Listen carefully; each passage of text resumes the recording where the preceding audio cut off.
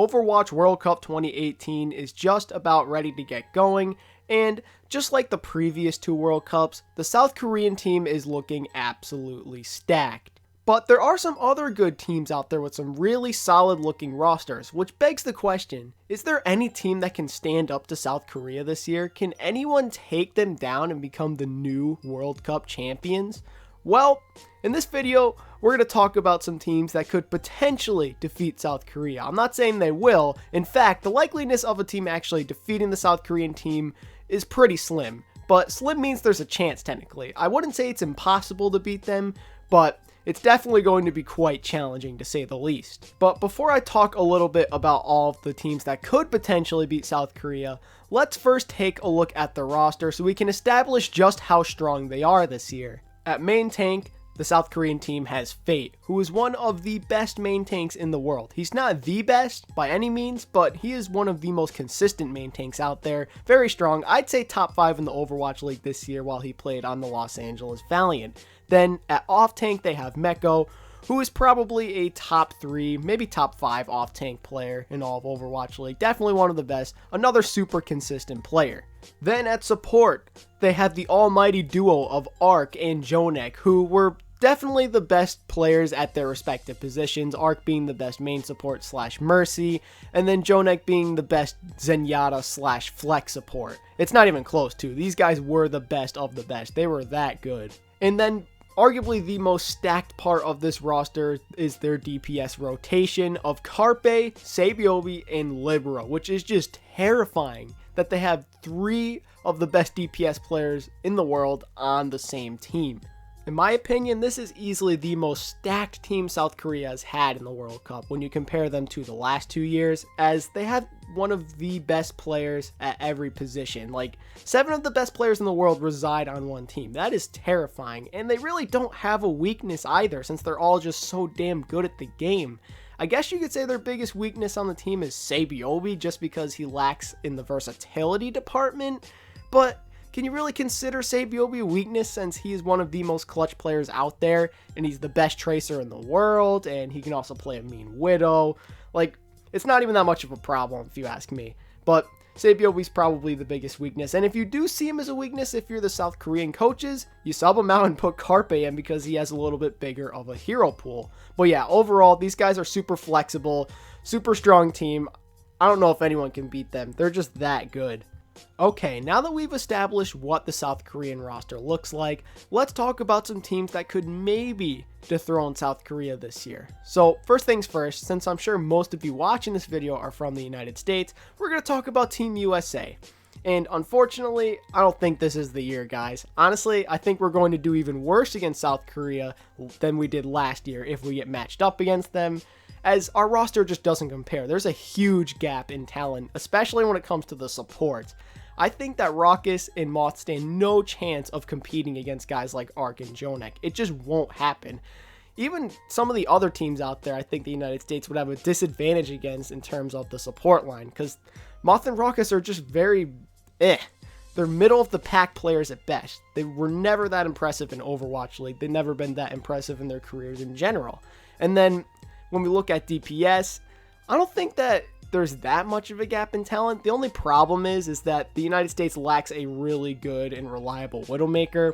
Obviously, Sinatra and Zachary have played her a little bit in the past, but not at a high level, nothing too impressive. And when you're going up against someone like Carpe or Sabiobi, you'd get dominated in the Widow 1v1. So I don't even know if the United States wants to run a lot of Widowmaker, even though double sniper is the meta.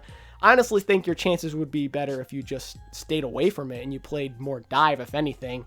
If the US wants to even win one map against South Korea, I think it's going to be through the tank line and through hydration, carrying the team, just putting the rest of the team on their backs. Because, like I said, they're lacking a good Widowmaker player, and I don't think that Sinatra or Zachary are as good as Sabiobi when it comes to Tracer, or even Carpe for that matter. And then the support line is mediocre at best, but then Space and Muma and Hydration, I think, are all very underrated players. I think Hydration can compete with someone like Libero. He's not quite as good as him, but he'll be able to make things competitive. And then Moonma and Space, they're the best tanks in all of North America. Space is arguably one of the best off tanks in the world, and Moonma's probably the best non-South Korean main tank, or one of the best at least. So, yeah. I think that if anything, the United States will win 1 or 2 maps at most against South Korea, but they won't be able to defeat them, regardless of how hard Moonma, Space, and Hydration can carry this team. Okay, now let's move on to Team France, and this is a roster that intrigues me a lot, as I think they could really give South Korea a good push. I don't know if they could beat them, but I definitely think they do better than the United States at the very least, as, for one, they have 4 Overwatch League players on their team. They have Soon, Poco, Unco, and AKM, and all of these guys are really good, I think. But I don't really know too much about the main tank or the main support on France. I'm assuming they're pretty good, though, if they were able to make it on the World Cup team at the very least.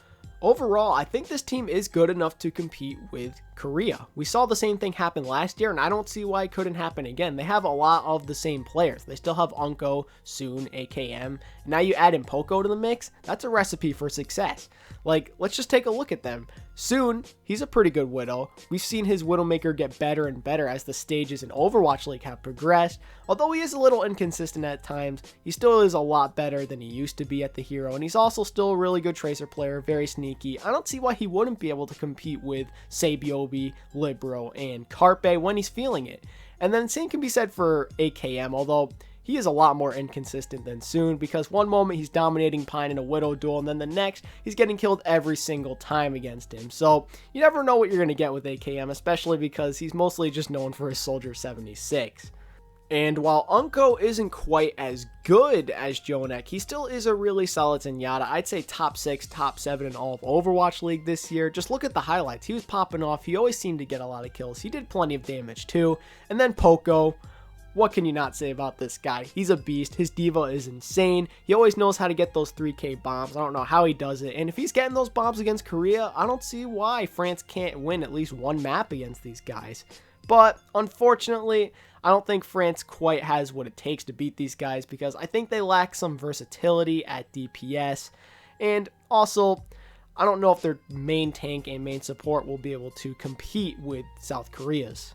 My biggest fear for France, though, is their lack of versatility onto projectile DPS, because I know that Soon and AKM can play a little bit of some of the projectile heroes. Like, both of them can play Hanzo okay, and we know that Soon can play Junkrat, and AKM can play Pharah, but neither of them can play Genji, and I think that is definitely going to hurt them, as even though Genji isn't played nearly as much in the meta, sometimes there is a map or two where you definitely want to run a Genji, like on Hanamura for an example. He's really strong on some of those maps, and if you don't have a good Genji play, you're definitely going to suffer.